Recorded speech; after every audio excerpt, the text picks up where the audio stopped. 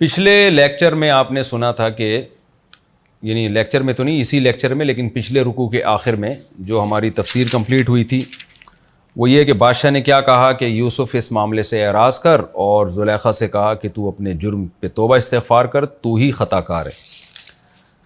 آگے اس رکوع میں قرآن کہتا ہے وَقَالَ نِسْوَةٌ فِي الْمَدِينَةِ، لیکن یہ بات بالآخر شہر میں پھیل گئی۔ آپ کو پتہ ہے نیگیٹو باتیں ایسے جنگل میں آگ کی طرح پھیلتی ہیں۔ ہر آدمی دوسرے کو بتا رہا ہوتا ہے کہ یہ بادشاہ کی بیوی نے حرکت کی ہے اپنے غلام کے ساتھ، اور دیکھو کسی کو بتانا نہیں۔ دوسرا پھر اس کو بتا رہا ہوتا ہے تمہیں پتہ ہے بادشاہ کی بیوی نے، بادشاہ نے تو پابندی لگا دی تھی ایسا کچھ نہیں ہو، بس یہیں بات دبا دو، ختم کرو۔ لیکن ایسے نا ایک کان سے دوسرے کان، ایسے موقع پہ اکثر یہی ہوتا ہے کہ سب ایک دوسرے کو بتا کے یہ کہہ رہے ہوتے ہیں آگے کسی کو نہیں بتانا۔ وہ آگے 10 آدمیوں کو بتاتا ہے یہ کہہ کے کہ آگے کسی کو نہیں بتانا، وہ آگے 100 آدمیوں کو بتا رہے ہوتے ہیں یہ کہہ کے کہ آگے کسی کو نہیں بتانا۔ تو اسی طرح یہ بات پھیلنا شروع ہوئی اور ہوتے ہوتے پورے شہر میں پھیل گئی، یہاں تک کہ وقال نسوة فی المدینہ، قرآن کہتے ہیں شہر کی عورتیں کہنے لگیں امراۃ العزیز، عزیز مصر کی جو بیوی ہے، تراود فتاہا، اپنے گھر کے ایک لڑکے کو، فتح کا اطلاق عام طور پہ غلام پہ بھی ہوتا ہے، کہ اپنے گھر کے ایک ملازم کو، ایک نوجوان لڑکے کو اس کی ذات سے ورغلا رہی ہے، قد شغفہا حبا، اور یہ لڑکا اس عزیز مصر کی بیوی کے دل میں اس کی محبت گھس گئی ہے۔ انا لنراہا فی ضلال مبین، ہم سمجھتے ہیں کہ یہ کھلی ہوئی غلطی میں پڑی ہوئی ہے۔ کیا مطلب کہ بھئی رائل فیملی کی، ایک شاہی خاندان کی، اتنی اونچے خاندان کی اتنی خوبصورت عورت ہے، تو اس کا جو ایک معیار ہے یوسف اس معیار پہ نہیں اترتے۔ آج بھی کوئی ایسا ہونا کہ کوئی بہت اونچے خاندان کی کوئی عورت عاشق ہو جائے کسی ملازم پر، تو اس کو عجیب ہی برا سمجھا جاتا ہے کہ اس کو تو کوئی شہزادے پہ عاشق ہوتی، کوئی اس طرح کسی پہ عاشق ہوتی تو بات سمجھ میں بھی آتی ہے۔ بہرحال وہ کہنے لگی انا لنراہا فی ضلال مبین، ہم اس کو بہت بڑی گمراہی میں سمجھتے ہیں۔ فلما سمعت بمکرہن، جب زلیخا نے سنا کہ عورتیں میرے بارے میں اس طرح کی باتیں کر رہی ہیں، شہر کی عورتیں، ظاہر ہے اس کو اپنی بے عزتی محسوس ہوئی، تو اس نے جب ان کا مکر و فریب سنا کہ میری بے عزتی کرنے پر تلی ہوئی ہیں، تو اس نے سوچا کہ بھئی ان کا اپنے اوپر سے اس الزام کو بری کرنا چاہیے۔ اس نے کیا کیا، ارسلت الیہن، سب کی طرف قاصد بھیجا، دعوت میں بلایا، وَاعْتَدَتْ لَهُنَّ مُتَّكَأً وَآتَتْ كُلَّ وَاحِدَةٍ مِّنْهُنَّ سِكِّينًا، سب کے لیے دعوت ارینج کی اور سب کے ہاتھ میں چھری پکڑا دی۔ وقالت اخرج علیہن، اور یوسف سے کہا کہ آپ ان کے سامنے سے نکل کے جائیں۔ فلما رأینہ اکبرنہ، جب انہوں نے دیکھا ہے تو بہت حیران ہوئیں، بہت بڑا سمجھا اس معاملے کو، اور ایسی مبہوت ہوئی ہیں یوسف علیہ السلام کے حسن کو دیکھ کر کہ پھل کے بجائے اپنے ہاتھ زخمی کر دیے انہوں نے۔ ہاتھ کاٹنے کا مطلب یہ نہیں کہ پورے گٹوں سے الگ کر دیے، مطلب یہ کہ ہاتھوں کو زخمی کر دیا انہوں نے۔ ایسی مبہوت ہوئی یوسف علیہ السلام کو دیکھ کر، اور کہنے لگی حاشا للہ ما ھذا بشرا، کہ اس کا ایک بامحاورہ ترجمہ اللہ کی قسم سے بھی کیا جاتا ہے، کہ اللہ کی قسم، یعنی بہت تاکید کے ساتھ کہا کہ ما ھذا بشرا، یہ انسان نہیں ہے، ان ھذا الا ملک کریم، یہ کوئی آسمان سے فرشتہ ہے، اور فرشتہ بھی عام معمولی نہیں، بہت ہی کوئی معزز فرشتہ ہے جو آسمان سے نازل ہوا ہے، تو یہ انسان نہیں ہو سکتا اتنا خوبصورت۔ حضرت یوسف علیہ السلام کو جو معجزہ ملا تھا نا، جیسے پیغمبروں کو معجزے ملتے ہیں، تو حدیث میں آتا ہے یوسف علیہ السلام کا جو معجزہ تھا وہ حسن تھا۔ رسول اللہ صلی اللہ علیہ وسلم نے فرمایا، صحیح حدیث ہے، کہ میں معراج کی رات یوسف علیہ السلام سے ملا، تو یوسف علیہ السلام کو اللہ نے آدھا حسن دیا، یعنی اس کائنات میں جتنا حسن اللہ نے بانٹا ہے نا، جو انسانوں میں تقسیم کیا ہے، اس پورے حسن کو جتنا تقسیم کیا اس میں سے آدھا اکیلے یوسف علیہ السلام کو دیا گیا ہے۔ اتنے زیادہ خوبصورت اور اتنے زیادہ حسین تھے یوسف علیہ السلام۔ اب انسان تصور کر سکتا ہے کہ بھئی کتنے حسین ہوں گے، یعنی ہم اگر غور کریں نا کہ یار کیسے ہو سکتا ہے کہ اتنے کوئی حسین ہو کہ ساری عورتیں ہی مبہوت ہو کر اپنی انگلیاں کاٹ ڈالی انہوں نے، یہ کیسے ہو سکتا ہے؟ دیکھیں انسان کی جو سوچ ہے نا بہت محدود ہے۔ دنیا میں بھی ایسا ہوتا ہے، ہم کسی کو سمجھ رہے ہوتے ہیں اس سے زیادہ حسین کوئی ہو ہی نہیں سکتا، پھر کسی اور کو دیکھتے ہیں پتہ چلتا ہے کہ اس سے بھی زیادہ اس میں حسن ہے، تو یہ تو دنیا میں اس کی مثالیں ملتی ہیں۔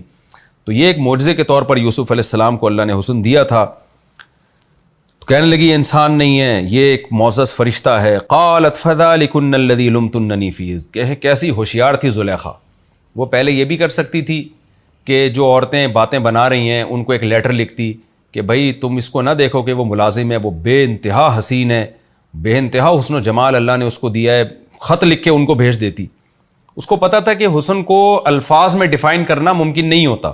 تو میں ان کی، اور یہ بھی ہے کہ ایسے وقت میں اس نے یوسف علیہ السلام کو گزارا ہے جب پھلوں کو کاٹنے کے لیے وہ تیار تھیں، تاکہ ان کی انگلیاں کٹیں، زخمی ہوں، اور پھر میں بتاؤں کہ تم ایک نظر دیکھ کر جس کو ایسی پاگل ہو گئی ہو کہ تمہیں یہ نہیں پتا چل رہا کہ تم پھل کاٹ رہی ہو یا ہاتھ کاٹ رہی ہو، تو جو میرے ساتھ رہا ہے اور جو مستقل دن رات میں اس کے اوڑھنا بچھونا، چلنا پھرنا، کھانا پینا، اس کے بات چیت کا انداز، یہ ساری چیزیں دیکھ رہی ہوں، تو میں کیسی اس پر عاشق ہو چکی ہوں گی.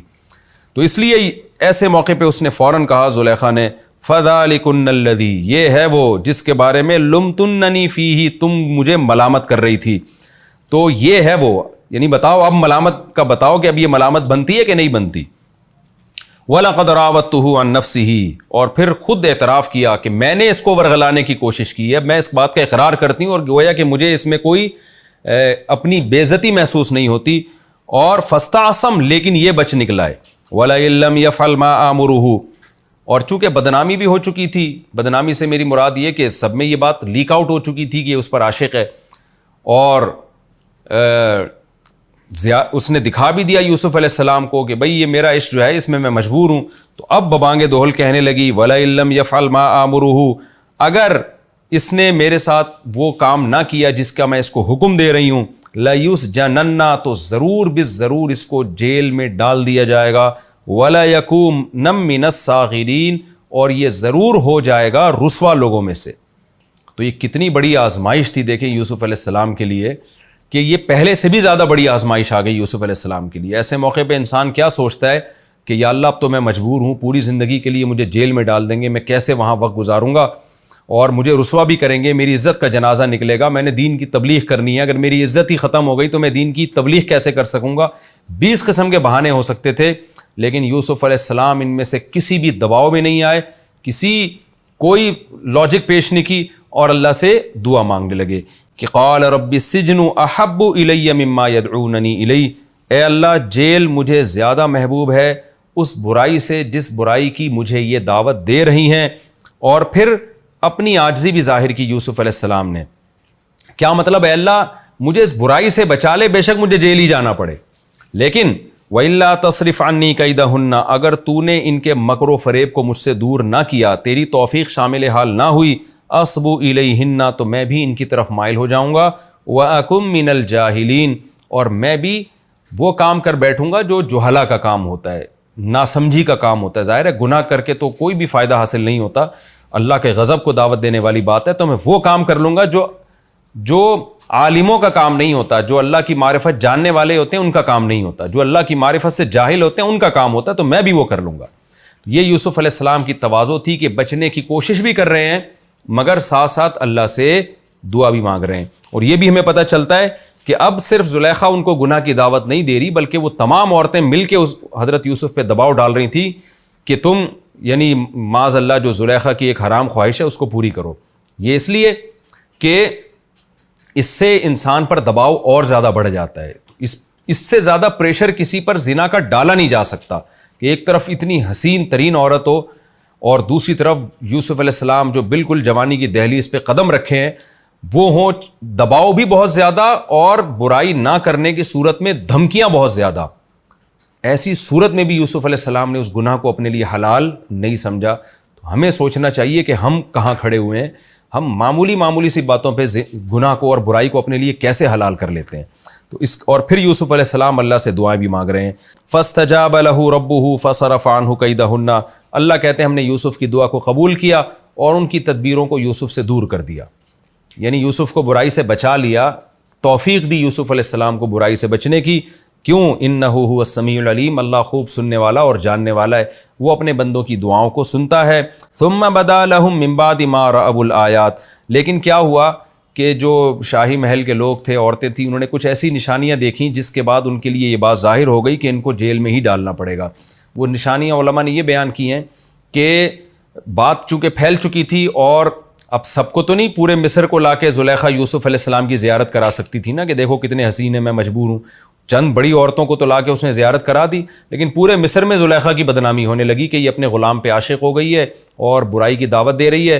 تو اب اگر یوسف علیہ السلام کو وہ جیل میں نہ ڈالتے تو پھر ان کی بدنامی کا خطرہ تھا کہ بھئی اگر برائی یوسف کی طرف سے ہے تو ان کو سزا کیوں نہیں دیتے؟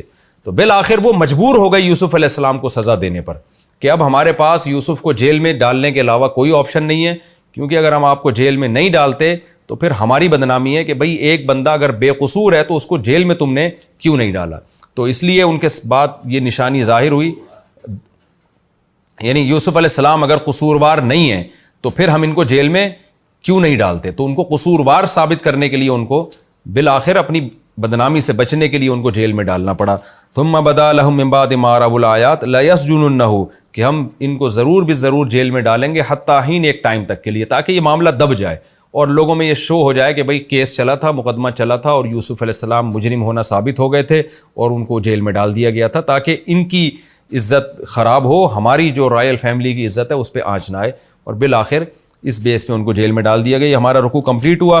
بسم اللہ الرحمن الرحیم۔ وقال نسوة فی المدینۃ امرأۃ العزیز تراود فتاها عن نفسہ۔ یوسف علیہ السلام کو جب زلیخا نے ورغلانے کی کوشش کی تو عزیز مصر نے کیا کہا کہ یوسف علیہ السلام کو کہا کہ اس معاملے کو آپ دبا دیں، لیکن آپ دیکھیں اس کے باوجود شہر میں خبر پھیل گئی اور عورتیں باتیں کرنے لگیں کہ ایک اتنے بڑے عہدے والے آدمی کی جو بیوی ہے، جو اتنے رائل فیملی سے جس کا تعلق ہے، وہ اپنے غلام پہ عاشق ہو رہی ہے۔ تو اس سے ہمیں یہ پتہ چلتا ہے کہ منفی بات جو ہے یہ بہت اسپیڈ کے ساتھ پھیلتی ہے، یعنی بادشاہوں کے اور جو رائل فیملی میں اتنے اپر لیول کے لوگ ہوتے ہیں ان کے تو وسائل، ان کے تو اختیارات بہت زیادہ ہوتے ہیں، تو وہ بھی اس منفی بات کو دبا نہیں سکا اپنے محل کے اندر، اور کیسے جنگل میں آگ کی طرح جو ہے مدینہ شہر میں خبر پھیلی ہے۔ تو اس سے پتہ چلتا ہے کہ نیک لوگ ہمیشہ سے دنیا میں تھوڑے ہی رہے ہیں جو نیگیٹیوٹی کو فروغ نہ دیں بلکہ پازیٹیوٹی کو فروغ دیں۔ وہ تو ہمیں ہوشیار رہنا چاہیے، کوئی بھی ایسا کام انسان نہ کرے کہ پھر بعد میں اس کو شرمندگی ہو، کیونکہ منفی بات جو ہے نا سوسائٹی میں بہت تیزی کے ساتھ پھیلتی ہے۔ اب جو عزیز مصر کی بیوی تھی اس نے تو یہ سوچ کے کیا نا کہ یہ بات پھیلے گی نہیں، لیکن پھیل گئی، وہ بدنام ہو گئی پھر وہ۔ اچھا، دوسری علمی نکتے کی بات ہمیں یہ پتہ چلتی ہے کہ شہر کی عورتوں نے یہ جو تبصرے کیے کہ رائل فیملی کی عورت ہو کے عاشق ہو رہی ہے ایک غلام پر، تو اس سے کفف کا مسئلہ بھی پتہ چلتا ہے۔ ظاہر ہے ان کو یہ اندازہ ہوا کہ اتنے بڑے خاندان کی عورت ہے تو اتنے کم تر، جو ایک کم لیول کے لڑکے کی طرف کیوں مائل ہو رہی ہے۔ یہ عورت کی نیچر ہے کہ وہ ہمیشہ ایسے شخص سے نکاح کرنا چاہتی ہے جو اس کے لیول کا ہو، اسی کو کفف کہا جاتا ہے، اور شریعت نے بھی اس کا اعتبار کیا، اس پر پوری امت کا اجماع ہے کہ عورت ہمیشہ اپنے لیول کے آدمی سے نکاح کرے گی، یا تو اپنے سے اوپر یا اپنے برابر، اور مرد کے لیے یہ جائز ہے یا اس میں کوئی حرج نہیں ہے کہ وہ اپنے سے کمتر سے بھی نکاح کر لے۔ تو آج معاملات الٹے ہو گئے ہیں کہ عورت کمتر میں جا رہی ہے اور مرد اپنے سے اعلیٰ دیکھ رہے ہیں۔ اعلیٰ اور کمتر کا مطلب کیا ہے؟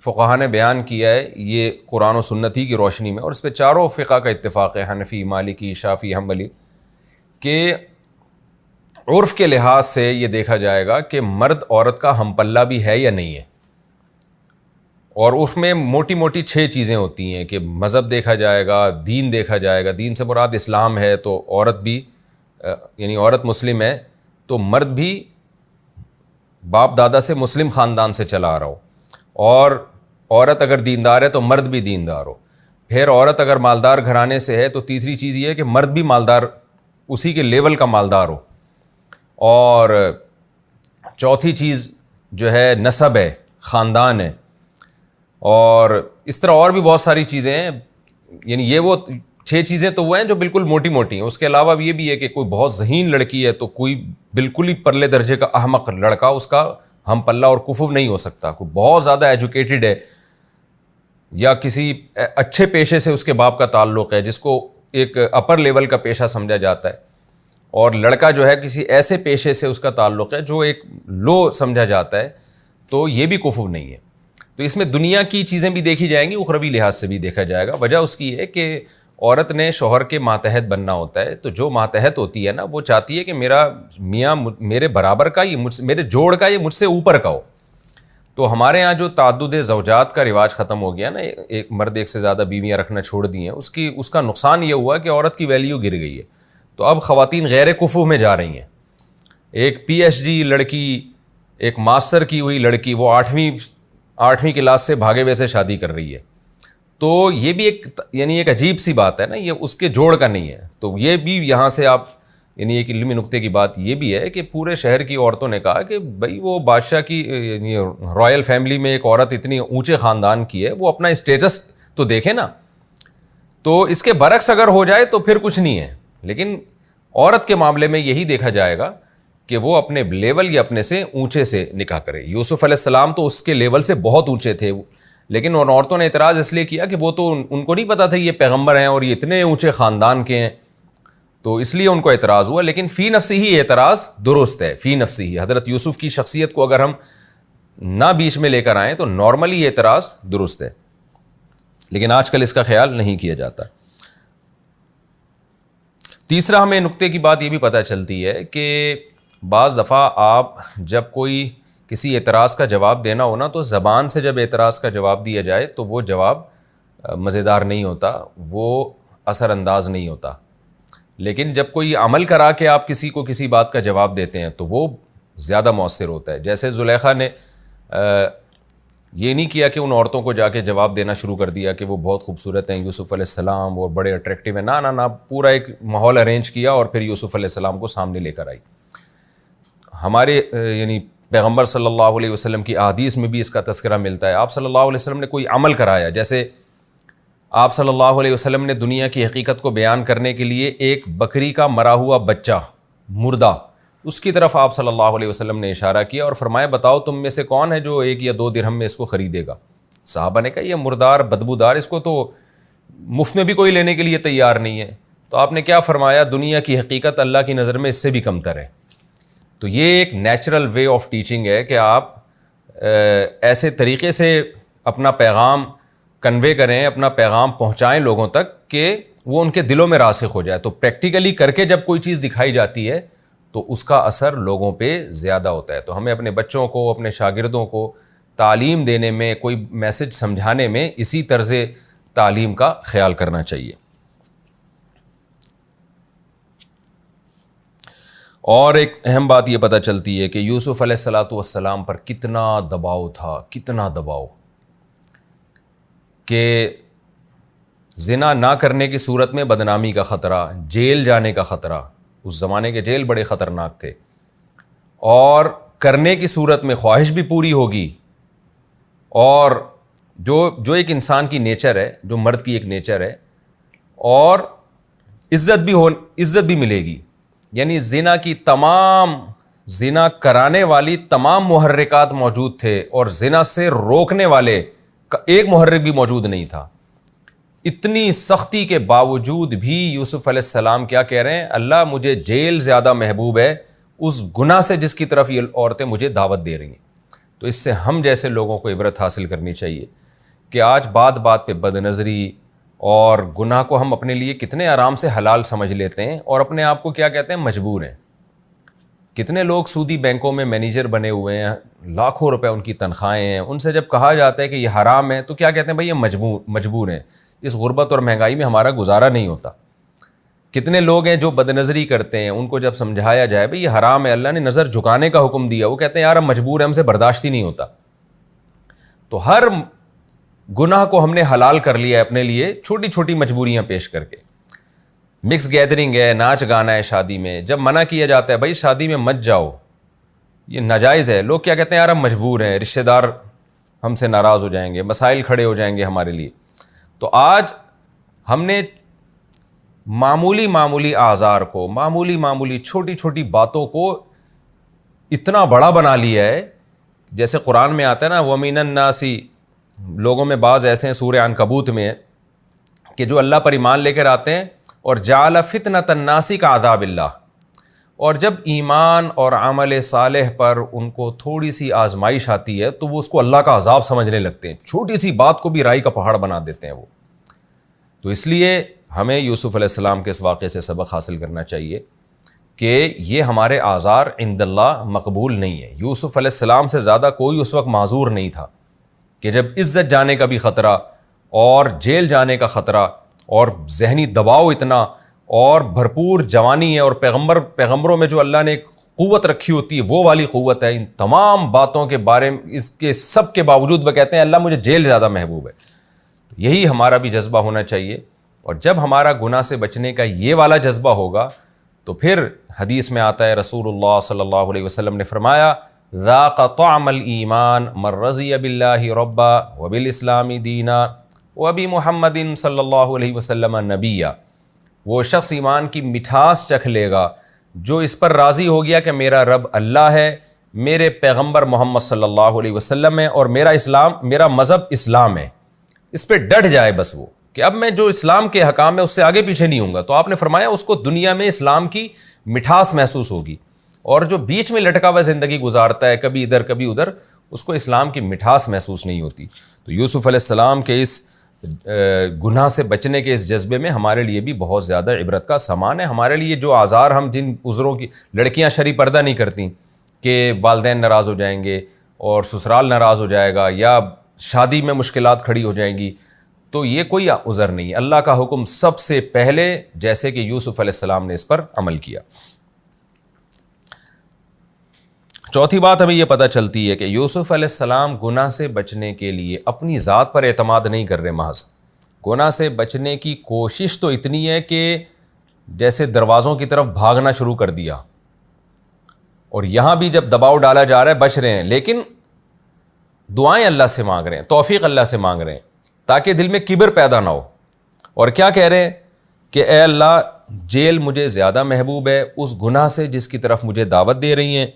وَإِلَّا تَصْرِفْ عَنِّي كَيْدَهُنَّ, اگر تو ان کی تدبیر کو مجھ سے دور نہیں کر دے گا تو میں ان کی طرف مائل ہو جاؤں گا. تو یوسف علیہ السلام اپنے بارے میں گویا عاجزی کا اظہار کر رہے ہیں کہ گویا میرے لیے مجھ میں تو گناہ سے بچنے کی طاقت نہیں ہے, حالانکہ پوری کوشش کر رہے ہیں بچنے کی, لیکن اعتراف کیا کر رہے ہیں, مجھ میں طاقت نہیں ہے, اللہ تو مجھے توفیق دے گا تو میں بچ سکتا ہوں ورنہ میں نہیں بچ سکتا.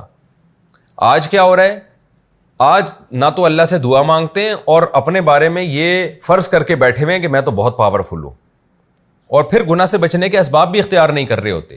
تو یہ شریعت کا مزاج ہے کہ آپ گناہ سے بچنے کے لیے اپنی پوری طاقت استعمال کر لیں, اور جو فرائض واجبات ہیں اس کو پورا کرنے کے لیے پورے کانفیڈنس کے ساتھ پوری طاقت استعمال کریں, تمام اسباب اختیار کریں, لیکن نظر آپ اللہ پہ رکھیں. اللہ میرے بس میں جو تھا میں نے کیا, لیکن اگر تیری توفیق شامل حال نہیں ہوگی تو میں تو نالائق ہوں, میں تو کمزور ہوں. تبھی یہ جو دعا ہے نا لا حول ولا قوت الا باللہ, یہ ہمیں کیوں مانگنے کا حکم ہے. لا حول کا مطلب گناہ سے بچنے کی طاقت, ولا قوت اور نیکی کرنے کی طاقت, الا باللہ وہ نہیں ہے مگر اللہ کی مدد کے ساتھ. تو یہ بھی جذبہ ہمیں سکھایا گیا ہے پیغمبروں کی تعلیمات میں کہ ہم اللہ سے توفیق مانگا کریں, اور توفیق مانگ کے اللہ پہ چھوڑ نہ دیں کہ بس اللہ ہی جو کچھ کرے گا. کرنا وہی خود سے محنت کرنی ہے, لیکن نسبت اللہ کی طرف کرنی ہے. اور ایک اور نقطے کی بات یہ پتہ چلی کہ ثم بدا لهم من بعد ما رأوا الآیات لیسجننه حتی حین. یوسف علیہ السلام گناہ سے بچے تو اس کے نتیجے میں جیل ملی ان کو. تو بعض دفعہ دنیا میں ایسا ہی ہوتا ہے کہ آپ شریعت پر عمل کرنا شروع کرتے ہو تو بجائے کامیابیوں کے ناکامیاں آنا شروع ہو جاتی ہیں. ایسے موقع پہ لوگوں کی چیخیں نکلتی ہیں کہ لو بھائی ہم تو اسلام پر آئے تھے, دین پر آئے تھے, بجائے اس کے کہ پریشانیاں ختم ہوتی پریشانیاں تو اور بڑھنا شروع ہو گئیں. تو ایسے موقع پہ ہمیں یہ سوچنا چاہیے کہ بھائی یہ پریشانی ایسے ہے جیسے یوسف کو جیل ملی تھی. تو یوسف علیہ السلام کو جیل جو ملی ہے تو اس میں اللہ نے آپ کو وہاں صبر کی بھی توفیق دی, اور وہ جیل پیش خیمہ بنی بہت بڑی ترقی کا. تو دین پر عمل کے نتیجے میں جب آزمائشیں آتی ہیں تو اللہ صبر کی بھی توفیق دیتا ہے اگر آپ صبر کرنا چاہو, اور پھر وہ آزمائشیں بہت بڑی ترقی کا ذریعہ بنتی ہیں. اگر ایسا ہونا شروع ہو جائے نا کہ ادھر دین پر عمل کیا ادھر پیسے آنا شروع ہو جائیں, عزت اور شہرت ملنا شروع ہو جائے, پھر تو ہر آدمی چلنا شروع کر دے. تو بعض دفعہ ایسے ہوتا ہے دین پر آنے کے نتیجے میں وقتی طور پر آزمائشیں آتی ہیں. تو ایسے موقع پہ یہ کہنا کہ یہ دیکھو اللہ تعالیٰ سے شکایتیں شروع کر دینا, یہ نیک لوگوں کا کام نہیں ہوتا. اور دوسری بات یہ بھی ہمیشہ ایسا نہیں ہوتا. بعض دفعہ آپ دین پہ چلنا شروع ہوتے ہو تو پھر کوئی آزمائش نہیں آتی بلکہ پریشانیاں فوری ختم ہونا شروع ہو جاتی ہیں. یہ بھی اللہ تعالیٰ بعض لوگوں کے ساتھ کرتے ہیں کہ آپ نے دین پر عمل کرنا شروع کیا, اللہ نے ترقی اور فتوحات کے دروازے کھول دیے. اور بعض دفعہ یہ بھی ہوتا ہے کہ وقتی طور پر آزمائشیں بڑھ جاتی ہیں. تو دونوں معاملات میں ہمیں مذہب کو تھامنا ہے, ہم نے دین سے پیچھے نہیں ہٹنا. یہ ہمارا رکوع الحمدللہ کمپلیٹ ہوا. اب ہم آگے چلتے ہیں. وَدَخَلَ مَعَهُ سِجْنَ فَتَيَانِ۔ یوسف علیہ السلام کے بارے میں پچھلے رکوع میں ہم نے پڑھا کہ جیل میں جانے کا جو عزیز مصر تھا اس نے فیصلہ کیا کہ بھئی یوسف علیہ السلام کو جیل میں ڈال دیا جائے، کیونکہ ہماری بدنامی ہو رہی ہے، لوگ باتیں بنا رہے ہیں کہ ایک شخص اگر بے گناہ ہے تو اس کو اسی طرح پروٹوکول کے ساتھ کیوں رکھا ہوا ہے، اس کو سزا کیوں نہیں دیتے۔ اور زلیخا کا مقصد دباؤ ڈالنا بھی تھا، لیکن یوسف علیہ السلام کسی دباؤ میں نہیں آئے اور بالآخر آپ کو جیل کے حوالے کر دیا گیا۔ جیل میں آپ کے ساتھ 2 نوجوان اور بھی آئے۔ آپ کے ساتھ کا مطلب یہ نہیں کہ فوراً ساتھ، مطلب اسی زمانے میں 2 نوجوان اور بھی جیل میں داخل ہوئے۔ قال احدهما انی ارانی اعصر خمرا، دونوں غیر مسلم تھے، تو ان میں سے ایک کو خواب آیا، تو خواب ان کو لگا کہ اس کی کوئی تعبیر ہوگی، تو انہوں نے آ کے یوسف علیہ السلام سے کہا، ایک نے کہا کہ میں نے خواب میں دیکھا ہے کہ میں شراب نچوڑ رہا ہوں، اور دوسرے نے کہا کہ میں نے خواب میں دیکھا ہے کہ میں نے اپنے سر پہ روٹی رکھی ہوئی ہے جس سے پرندے کھا رہے ہیں، اس روٹی کے چگ کے جا رہے ہیں۔ تو یہ دونوں چونکہ بادشاہ کے دربار میں تھے اور دونوں کو سزا ملی تھی جیل کی، اور کہا جاتا ہے، بہت سارے مفسرین نے یہ بات ذکر کی ہے، بعض روایات بھی اس پر شاہد ہیں، کہ دونوں کو پر کیس یہ تھا کہ ان دونوں نے بادشاہ کو زہر ملا کے قتل کرنے کی کوشش کی ہے، واللہ عالم۔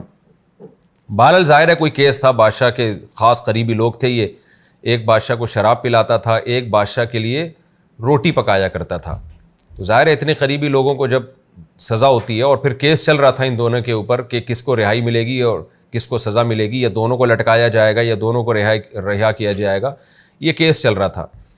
اسی دوران ان دونوں کو خواب آیا، ایک نے کہا میں شراب نچوڑ رہا ہوں، اور دوسرے نے کہا میرے سر پہ روٹی رکھی ہوئی اور پرندے اس روٹی کو نوچ کے اس میں سے روٹی کو کھا رہے ہیں۔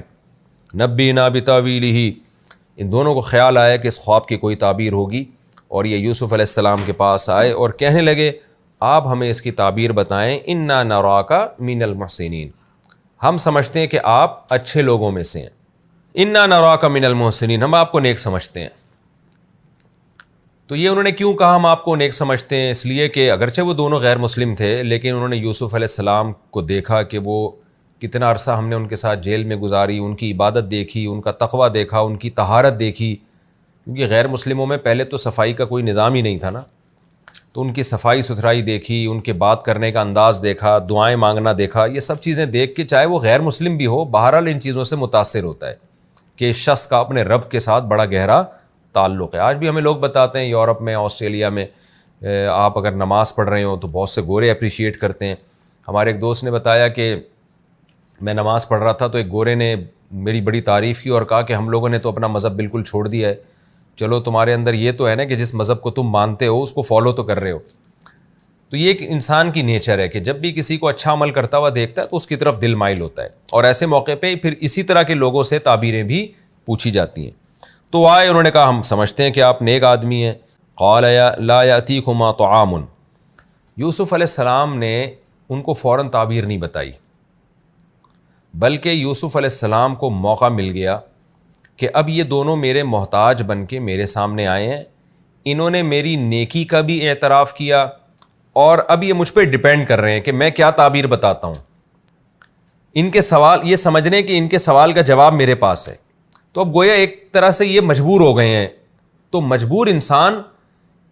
جو مجبور انسان ہوتا ہے اس کا جب کسی سے مفاد ہوتا ہے نا تو وہ اس کی بات سنتا غور سے ہے۔ یہاں یوسف علیہ السلام کو موقع مل گیا کہ تعبیر بعد میں بتاؤں گا، پہلے ان کو توحید کی دعوت دے دوں، دین برحق کی دعوت دے دوں۔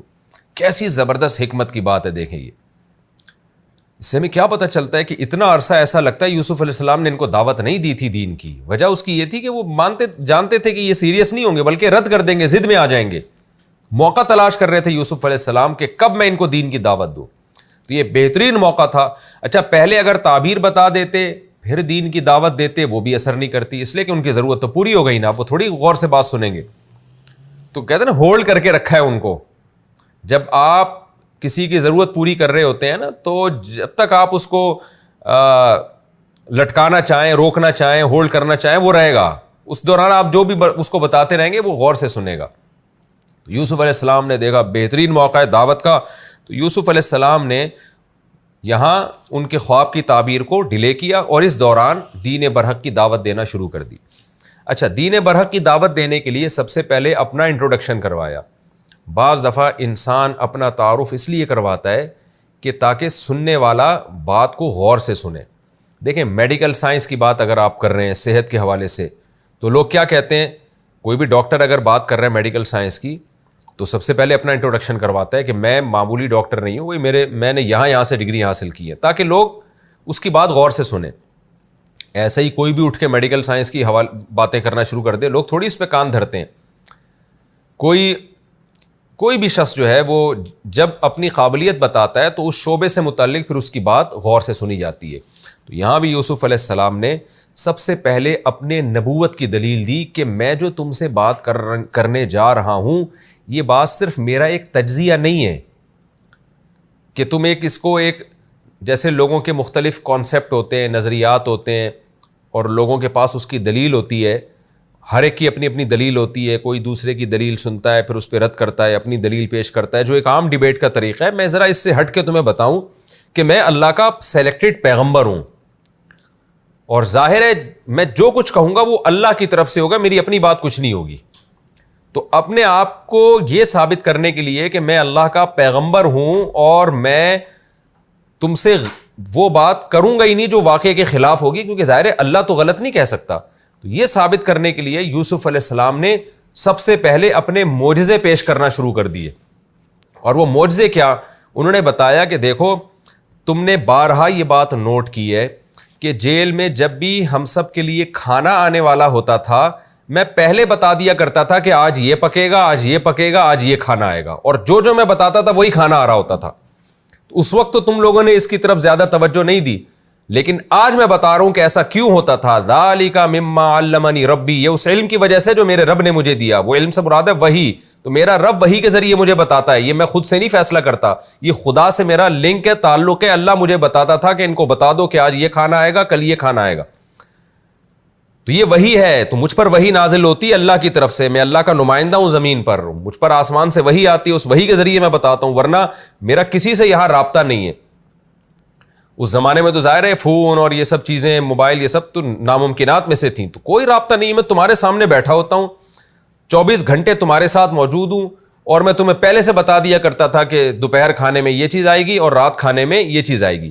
تو تم نے کبھی نوٹ نہیں کیا؟ یہ تم تو بس تعجب کرتے تھے کہ یہ کیسے بتا رہے ہیں۔ تو آج میں بتاؤں گا کہ میں کیسے بتایا کرتا تھا۔ دیکھیں، اس سے پہلے یوسف علیہ السلام نے بتایا بھی نہیں ان کو کہ میں کیسے بتاتا تھا، کیونکہ وہ موقع تلاش کر رہے تھے کہ موقع پہ بتاؤں گا تو پھر اثر ہوگا۔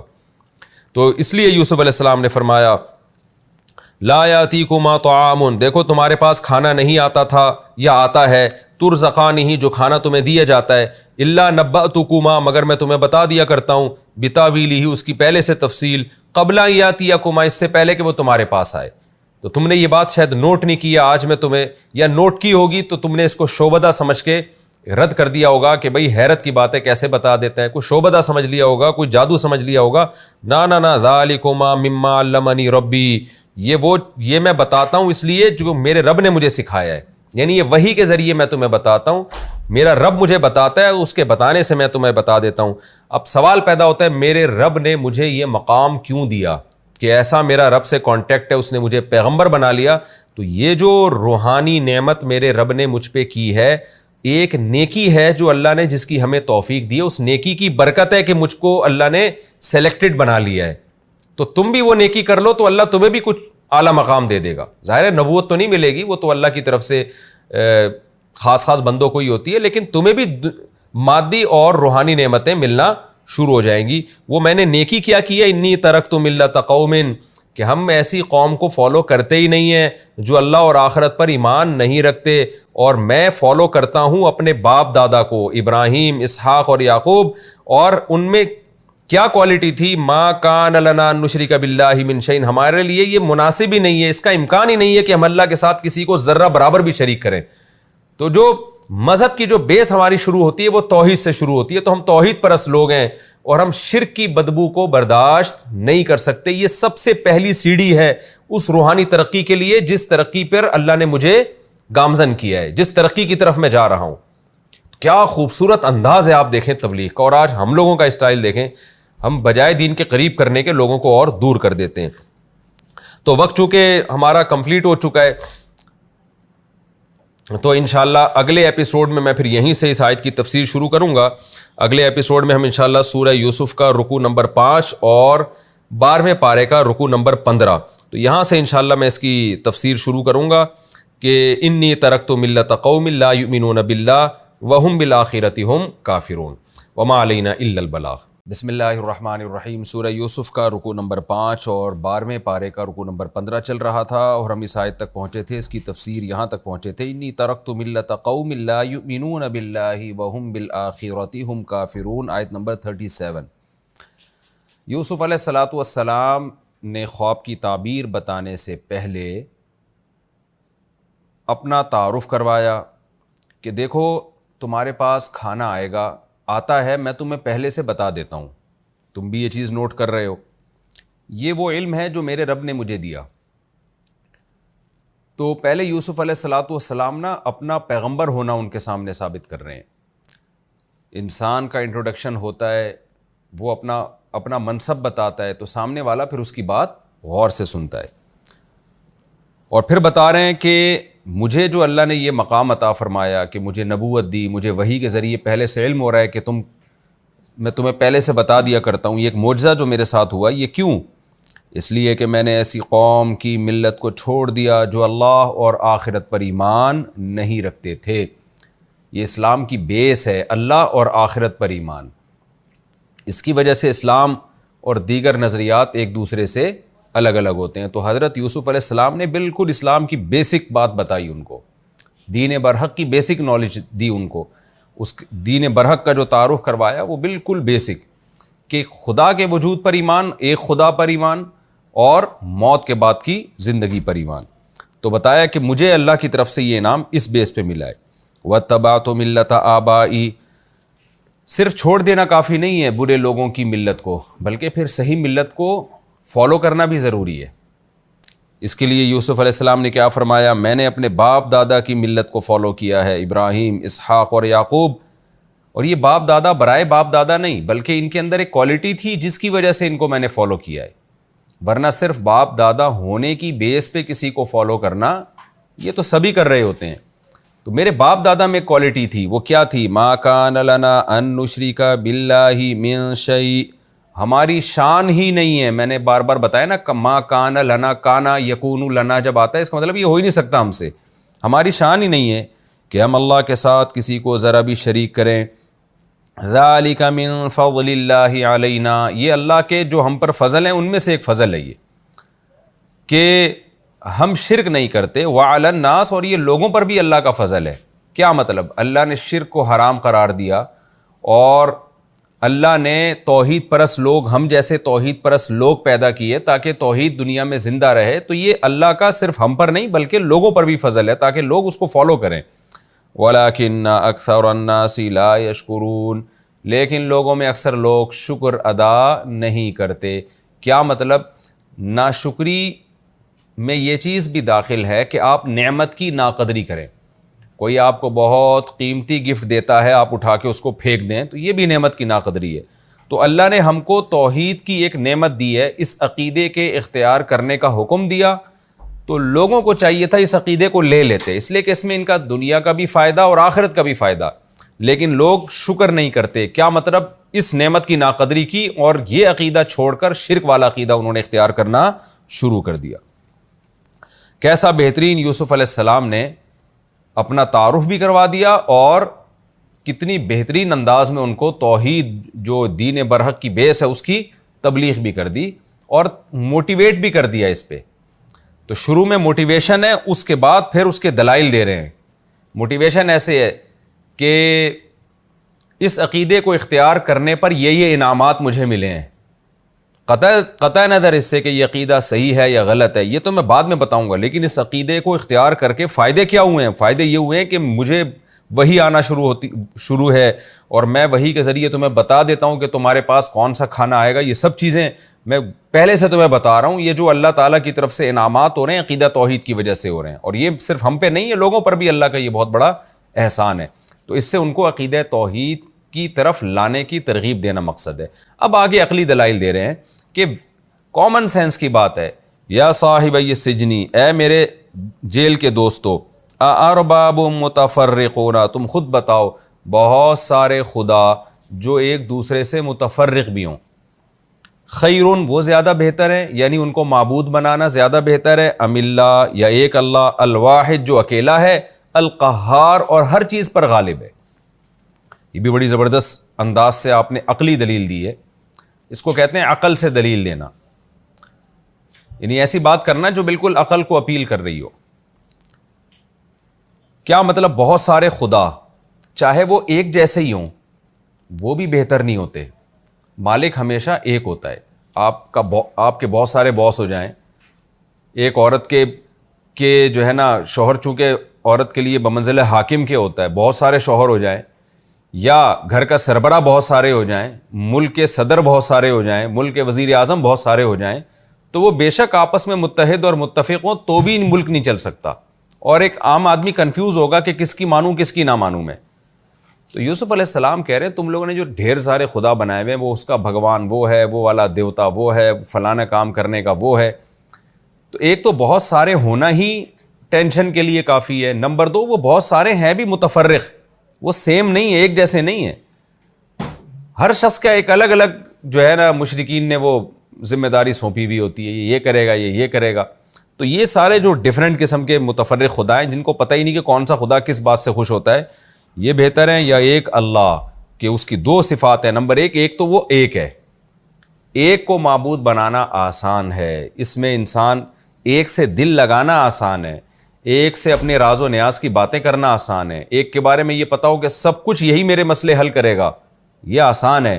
اور ایک تو اللہ کی ایک کوالٹی کیا ہے کہ وہ اکیلا ہے.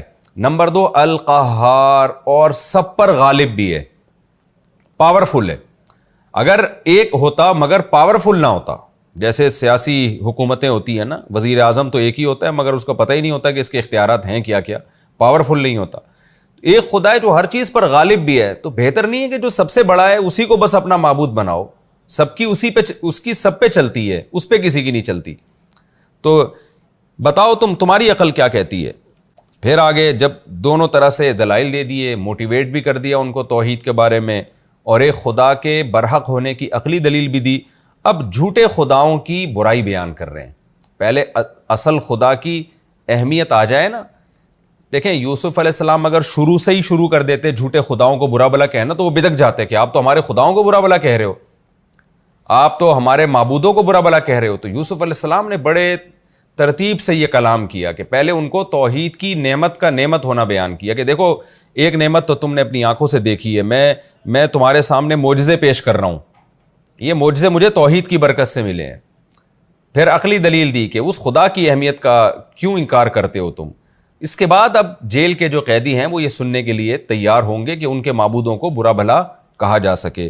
پھر یوسف علیہ السلام نے ان کے معبودوں کی حیثیت بیان کی. ما تعبدون من دونہ الا اسماء، تم عبادت نہیں کرتے اللہ کو چھوڑ کر مگر چند گڑے ہوئے نام ہیں، کوئی حقیقت نہیں ہے، نہ ان کے برحق ہونے پر کوئی عقل کی دلیل ہے، نہ کوئی خدا نے آسمان سے کوئی دلیل نازل کی ہے. ان ہی الا اسماء سمیتم وما تعبدون من دونہ الا اسماء، ایسے نام ہیں سمیتموها انتم وآباؤکم، جو تم نے اور تمہارے باپ داداؤں نے گڑھ رکھے. یعنی وہ یہ کہہ سکتے تھے نا کہ ہم بھی اپنے باپ دادا کو فالو کر رہے ہیں، جیسے آپ اپنے باپ دادا کو فالو کر رہے ہیں تو ہم بھی باپ دادا کو فالو کر رہے ہیں. اس پہ یوسف علیہ السلام نے پہلے ہی بتا دیا کہ یہ تم نے بھی گھڑے ہوئے ہیں اور تمہارے باپ دادا نے بھی گھڑے ہوئے ہیں. تمہارے باپ دادا سیدھے دین پر ہوتے تو فالو کرتے نا، انہوں نے بھی تو ان کو اپنی طرف سے گھڑ لیا، ان کے پاس کیا دلیل ہے. تو نرے نام ہے، بے حقیقت نام ہے، ایسے ہی چند تم لوگوں نے اپنی طرف سے وضع کر لیے ہیں. ما انزل اللہ بہا من سلطان، اللہ نے ان کے برحق ہونے پر کوئی مضبوط دلیل نازل نہیں کی ہے. مضبوط دلیل کا ذکر اس لیے کیا کہ معبود کے برحق ہونے پر، کسی کو معبود قرار دینے پر تھوڑی سی دلیل کافی نہیں ہے. آپ اتنا بڑا عہدہ کسی کو دے رہے ہیں، اس کائنات میں معبود سے بڑا منصب کوئی نہیں ہے، اس سے بڑا منصب کوئی ہو ہی نہیں سکتا. تو کسی کو معبود بنانے کے لیے بہت مضبوط دلیل چاہیے، اس کے بغیر آپ تھوڑی معبود مانیں گے اس کو، کیونکہ معبود ماننے کا مطلب یہ کہ A to Z پھر اپنے آپ کو اس کے حوالے کرنا پڑے گا آپ کو. اس لیے یوسف علیہ السلام کہہ رہے ہیں کوئی مضبوط دلیل نہیں ہے. مطلب یہ نہیں کہ چھوٹی موٹی دلیل ہے، ظاہر ہے معمولی سی دلیل بھی نہیں ہے، لیکن مقصد یہ تھا کہ اس کے لیے تو مضبوط دلیل ہونی چاہیے، وہ بھی نہیں ہے. ان الحکم الا للہ، حکم نہیں ہے صرف مگر اللہ کے لیے. تو حکم تو اللہ کا چلے گا، تو اللہ جو کہے گا ہمیں وہ کرنا ہے. وہ کیا اللہ کہے گا؟ امارا اللہ تعبدوا الا ایاہ، اس اللہ نے ہمیں حکم دیا ہے کہ تم اس کی عبادت مت کرو مگر صرف اسی اللہ کی. غلامی تم نے صرف اسی اللہ کی کرنی ہے، اس کے علاوہ کسی اور کی غلامی اور کسی اور کی عبادت کا کوئی تصور نہیں ہے. ذالک الدین القیم، یہی ہے برحق دین، یہی ہے برحق دین. یہ میں یہی کا ترجمہ کیوں کر رہا ہوں؟ ذالک مبتدا ہے اور الدین میں الف لام داخل ہے، تو یہ حصر کا اگر یہ ہوتا نا ذالک دین، یہ ایک دین ہے، پھر اس کا ترجمہ ہوتا ہے یہ ایک دین ہے. یہاں الف لام لگا، اس کا مطلب یہی دین ہے، القیم برحق، تو صرف یہی ایک برحق دین ہے. اور وَلَكِنَّ أَكْثَرَ النَّاسِ لَا يَعْلَمُونَ، لیکن اکثر لوگ اس بات کو نہیں جانتے. کیسی خوبصورت تبلیغ کی یوسف علیہ السلام نے، بڑی جامع، بڑی معنی. اب وہ کان لگا کے بیٹھے ہوئے ہیں کہ ہم نے یوسف علیہ السلام سے تعبیر پوچھنی ہے کہ خواب کی تعبیر تو بتائیں. یوسف علیہ السلام ان کے اس شوق کا فائدہ اٹھا کر تبلیغ کر رہے ہیں ان کو. اب یوسف علیہ السلام نے تعبیر بتائی. یا صاحبی السجن، اے جیل کے ساتھیو، اما احدکما، بہرحال تم دونوں میں سے ایک، فیسقی ربہ خمرا، وہ اپنے مالک کو شراب پلائے گا، یعنی رہائی ملے گی اس کو، مقدمے سے بری ہو جائے گا، اور جیسے پہلے شراب پلایا کرتا تھا اسی طرح سے پلاتا رہے گا. وَأَمَّا الْآخَرُ، اور جو دوسرا ہے، فَيُصْلَبُ، اسے سولی پر لٹکا دیا جائے گا. فَتَأْكُلُ الطَّيْرُ مِنْ رَأْسِهِ، اور پرندے اس کے سر سے نوچ نوچ کے کھائیں گے. اس کی لاش لٹکی رہے گی کئی دنوں تک اور پرندے اس کے سر سے کھاتے رہیں گے. قُضِيَ الْأَمْرُ، وہ معاملہ، الذی فیہ تستفتیان، جس کے بارے میں تم مجھ سے سوال پوچھ رہے تھے، الامر قضیہ، وہ معاملہ فیصلہ کر دیا گیا ہے. یعنی جو میں نے بتایا ہے، الامر جس کے بارے میں تم پوچھ رہے تھے، جو میں بتا چکا ہوں، یہ والا معاملہ جو ہے یہ فیصلہ کر دیا گیا. کیا مطلب؟ ایسا اب ہو کے رہے گا، ایسا نہیں ہو سکتا کہ اب یہ معاملہ نہ ہو. اس کو ایک کو رہائی ملے گی، وہ شراب پلائے گا بادشاہ کو، اور دوسرے کو بہرحال لٹکایا جائے گا. اب اس میں یہ یعنی یہ 100% یہی تعبیر ہے، یہ مطلب ہوا اس کا.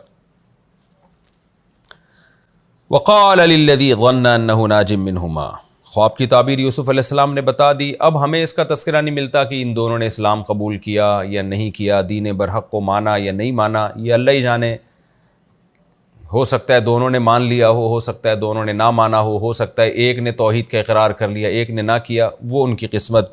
وقال للذی، لیکن یوسف علیہ السلام نے کہا اس شخص سے جس کے بارے میں یوسف علیہ السلام کو خیال تھا کہ اب وہ اس کو نجات ملے گی اور وہ رہا ہو جائے گا، اس سے کہا انہ ناجم منہما، کہ ان دونوں میں سے یہ نجات پائے گا. اس کو کہا اذکرنی عند ربک، آپ بادشاہ کے سامنے، اپنے مالک کے سامنے میرا تذکرہ کیجئے گا.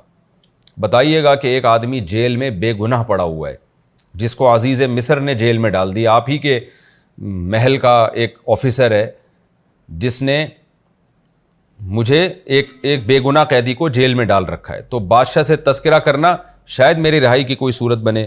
لیکن فانساہ الشیطان ذکر ربہ، شیطان نے اس کو بھلا دیا بادشاہ کے سامنے یوسف کے تذکرے سے. فلبث فی السجن بضع سنین، اور یوسف علیہ السلام کچھ سال مزید جیل میں رہے. یہ بھی اللہ کی طرف سے دیکھیں آزمائش ہے کہ ایک موقع ملا تھا رہائی کا، وہ بھی ہاتھ سے چلا گیا. یہ ہمارا رکوع کمپلیٹ ہوا، اس میں جو علمی نکات ہیں وہ میں بیان کرتا ہوں مختصراً، پھر ہم آگے چلتے ہیں. دیکھیں یوسف علیہ السلام جیل میں جا رہے ہیں اور قرآن کہتا ہے وَدَخَلَ مَعَهُ السِّجْنَ فَتَيَانِ، اسی زمانے میں 2 آدمی اور 2 نوجوان بھی جیل میں آئے. کس کو کیا پتا تھا کہ اللہ ان 2 نوجوانوں کے ذریعے، ان میں سے ایک کے ذریعے یوسف علیہ السلام کو رہائی دلوائے گا، اور یہ سب اللہ کی طرف سے پہلے سے طے شدہ ہے. تو قرآن سے ہمیں بار بار یہ بات سمجھ میں آتی ہے کہ دنیا میں جو کچھ ہو رہا ہے نا، جو ہو رہا ہے وہ تو ہو رہا ہے، لیکن اس کے پیچھے اللہ کی مصلحتیں کیا کیا ہیں وہ ہمیں نہیں پتہ. تو ہمیں وہ کرنا ہے جو ہماری ذمہ داری ہے، اور اللہ سے ہمیں اچھی امیدیں لگانی ہے. تو یہ ایک بہت اہم میسج ہے جو ہمیں اس سے پتہ چلتا ہے. خواب آیا، ایک نے کہا کہ میں نے دیکھا کہ میں شراب نچوڑ رہا ہوں، خوابوں کی حقیقت کیا ہے؟ بار بار میں یہ حدیث بیان کر چکا ہوں. رسول اللہ صلی اللہ علیہ وسلم نے فرمایا لم یبق من النبوۃ الا المبشرات، نبوت ختم ہو گئی، خوشخبریاں باقی ہیں. وہ خوشخبریاں کیا ہے؟ الرؤیا الصالحہ، اچھے خواب. تو اس سے اس پوری رکوع سے ہمیں پتہ چلتا ہے کہ جیسے شروع میں پیغمبر کو خواب آیا نا کہ 11 ستارے سجدہ کر رہے ہیں، تو وہ تو 100% برحق تھا. اسی طرح بعض دفعہ ایک عام آدمی کو بھی خواب آتا ہے اور وہ سچا نکلتا ہے، بلکہ کافر کا خواب بھی بعض دفعہ سچا ہوتا ہے. جیسے کہ یہ دونوں غیر مسلم تھے، تبھی تو یوسف علیہ السلام نے ان کو توحید کی دعوت دی، لیکن ان دونوں کا خواب 100% سچا تھا. تو غیر مسلم کو بھی سچا خواب آ سکتا ہے. اس کی بہت ساری تاریخ میں مثالیں ہیں، آج بھی ایسا ہوتا ہے. بہت سے غیر مسلم مسلمان ہوئے، انہوں نے بتایا، ان کی آپ بیتیاں لکھی ہوئی ہیں کہ ہمیں پیغمبر صلی اللہ علیہ وسلم خواب میں آئے، انہوں نے ہمیں حکم دیا کہ تم اسلام قبول کر لو. اس طرح کے بہت سارے واقعات ہیں.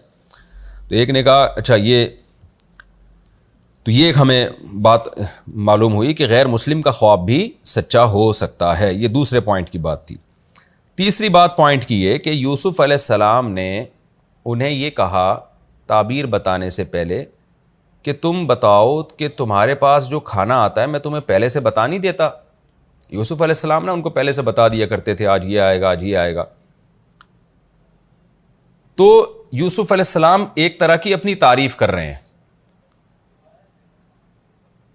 اس سے پتہ چلتا ہے کہ بعض دفعہ اپنے اندر کوئی کوالٹی آپ کے اندر ہو، اس کا پیش کر دینا یہ ہمیشہ ریاکاری یا شو بازی نہیں کہلاتا. بعض دفعہ اس کی ضرورت ہوتی ہے. ہمارے ہاں کیا ہوتا ہے، کوئی آدمی اگر غلطی سے اپنے منہ سے اپنی ذرا سی بھی تعریف کر لینا تو لوگ ایک واویلا کھڑا کر دیتے ہیں. بعض دفعہ آپ دلوں کے حالات لوگوں کے نہیں جھانک کے دیکھ سکتے. بعض دفعہ انسان اپنا انٹروڈکشن اس لیے کرواتا ہے کہ سامنے والا اس کی بات غور سے سنے. یوسف علیہ السلام میں آپ دیکھیں کتنی تواضع تھی. زنا سے بچنے کے لیے کہہ رہے ہیں اللہ اگر تو نے مجھے نہیں بچایا تو میں نہیں بچ سکتا. اور آگے بھی آئے گا تواضع کے واقعات یوسف علیہ السلام کے کہ بھئی اللہ نے بچایا تھا تو میں برائی سے بچ گیا.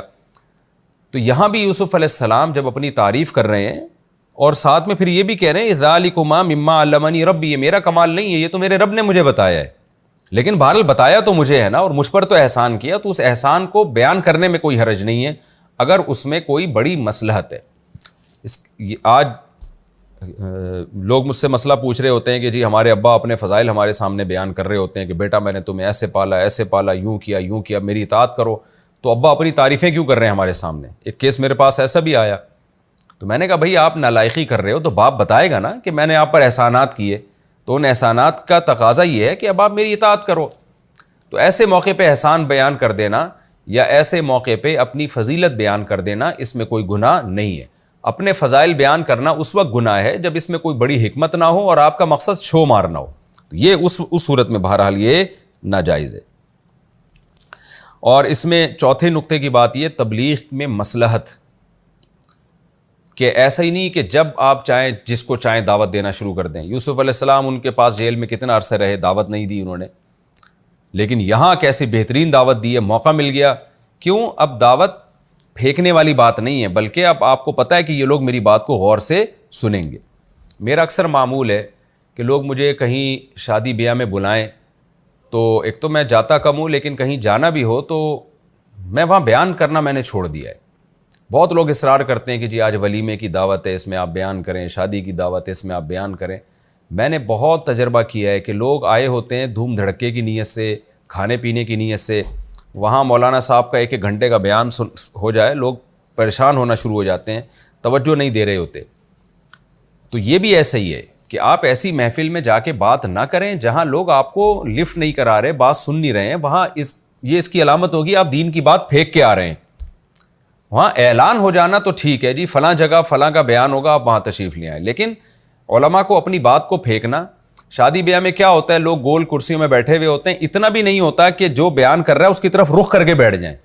تو ایسے دین کی بات کو جا کے اسی طرح پھینک کے آ جانا، کوئی سن نہیں رہا، توجہ کسی کی نہیں ہے، تو یہ اپنی بات کو، اپنی ویلیو گرانا، اپنے دین کی ویلیو گرانا. اپنی ویلیو تو مقصود نہیں ہوتی، لیکن اس سے مقصد تو دین کی ویلیو ہے نا. تو یہ بھی ایک اہم بات ہے کہ ہر وائس کو ہر جگہ بیان نہیں کرنا چاہیے.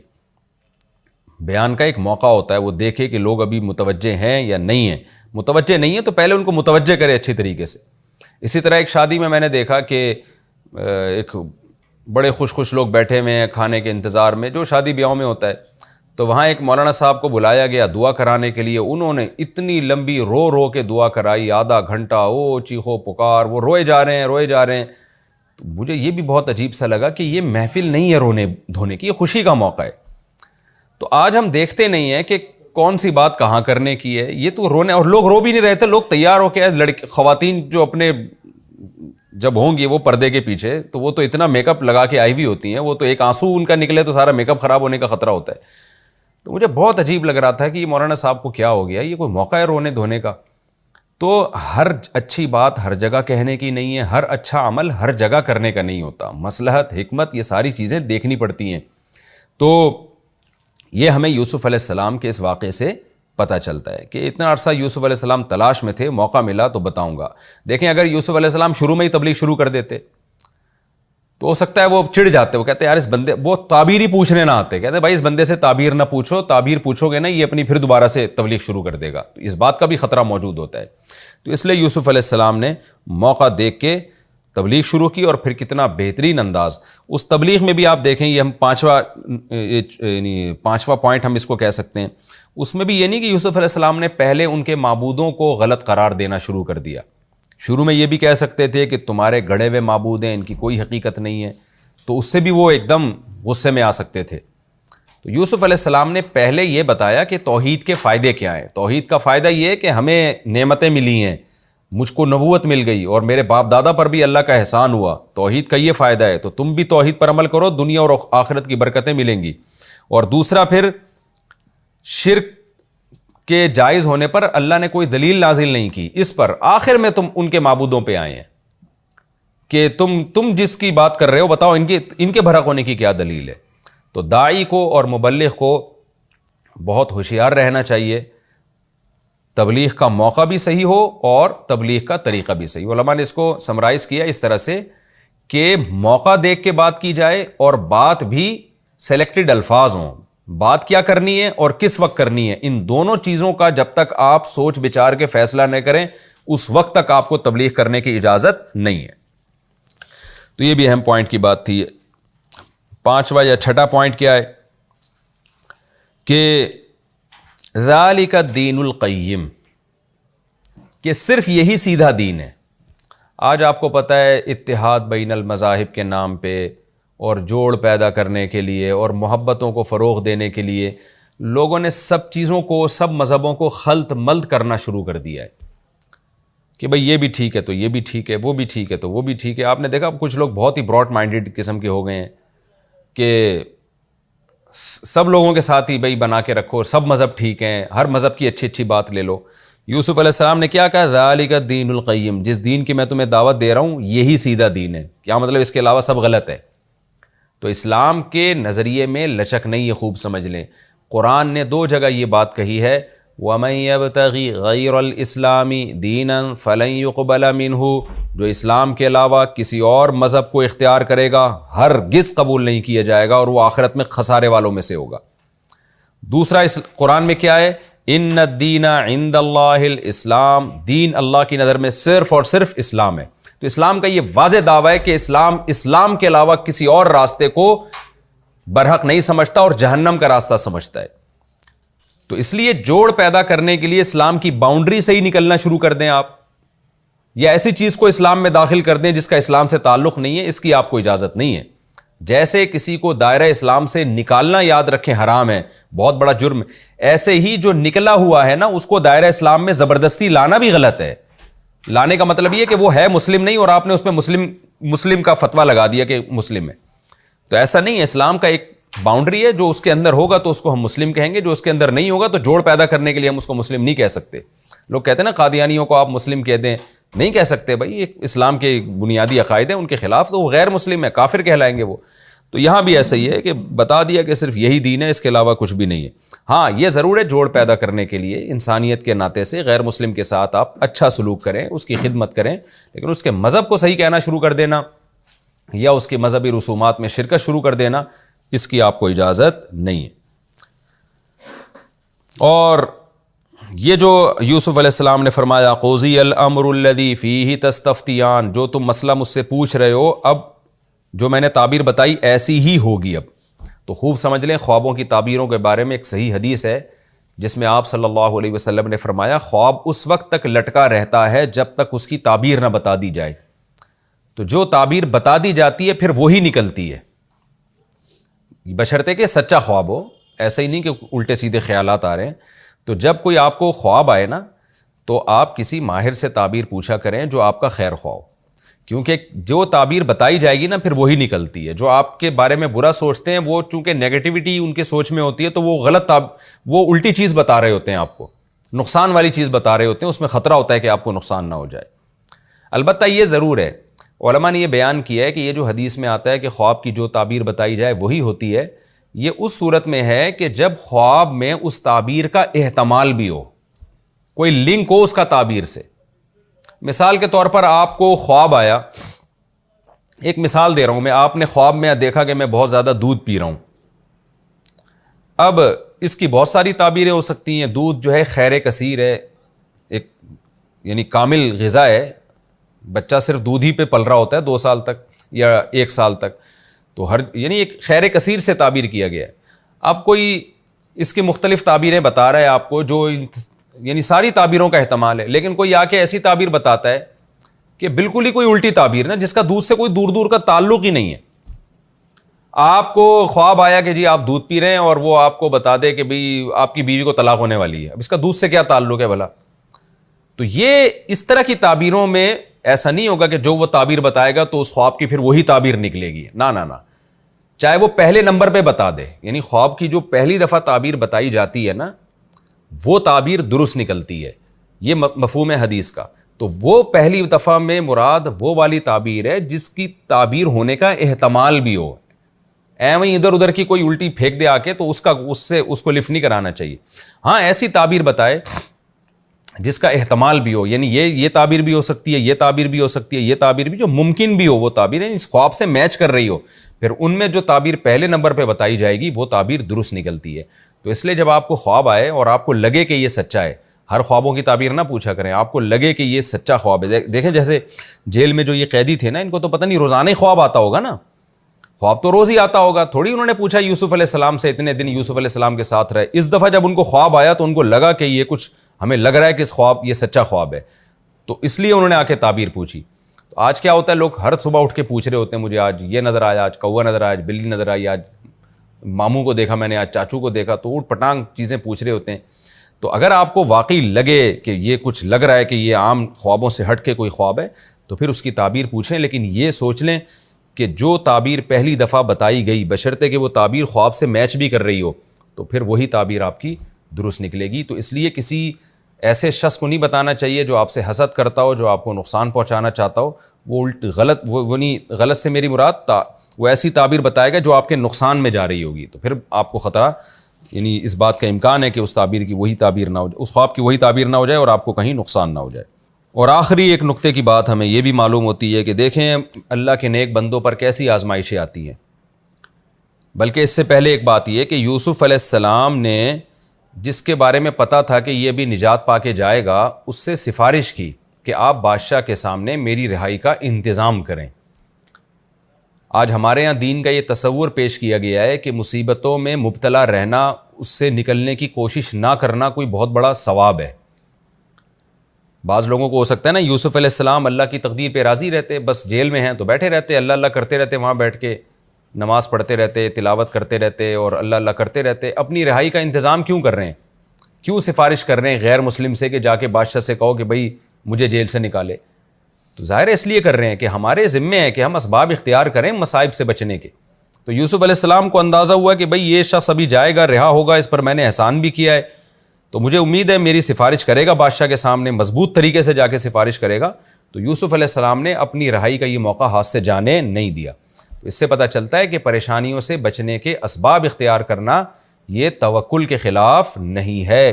ہاتھ پہ ہاتھ رکھ کے بیٹھے رہنا یہ انسان کے نااہل ہونے کی علامت ہے. تو وہ پریشانی جو اللہ کی طرف سے ہو اس میں آپ کو ثواب ملتا ہے، جو آپ کی حماقتوں سے ہو اس میں ثواب نہیں ملتا. اور آخری بات یہ کہ یوسف علیہ السلام نے تو اپنی رہائی کا پورا انتظام کیا. امید بھی ہو گئی تھی کہ اب میں نے خواب کی تعبیر بتائی ہے، یہ تعبیر پوری ہوگی، یہ مجھے یاد رکھے گا. کتنی امید ہو گئی ہوگی لیکن کیا ہوا ہے, شیطان نے بھلا دیا اس کو, اور وہ امید بھی ختم ہو گئی یوسف علیہ السلام کو. سوچیے ایسے موقع پہ کوئی عام آدمی ہوتا, چاہے وہ دین پہ چلنے والا ہوتا, وہ کیا کہتا کہ بھائی اللہ تو معاذ اللہ پتہ نہیں مجھے جیل میں ڈال کے بھول ہی گیا ہے, ایک امید کی کرن ہوئی تھی چند سال کے بعد کہ میری رہائی ہوگی, اور وہ بھی اس کا بھی چانس ختم ہو گیا, اب تو نا امیدی ہی نا امیدی ہے. لیکن یوسف علیہ السلام نے مزید صبر کیا, اور ایک حرف بھی زبان سے ناشکری کا نہیں نکالا. تو اس میں ہم سب کو سبق حاصل کرنا چاہیے کہ ناکامیوں پر ناکامیاں بھی اگر ہوتی چلی جا رہی ہیں تو بھی آپ اللہ کی رحمت سے مایوس نہ ہو. آپ سمجھیں کہ اللہ آپ کو اور زیادہ نوازنا چاہتا ہے.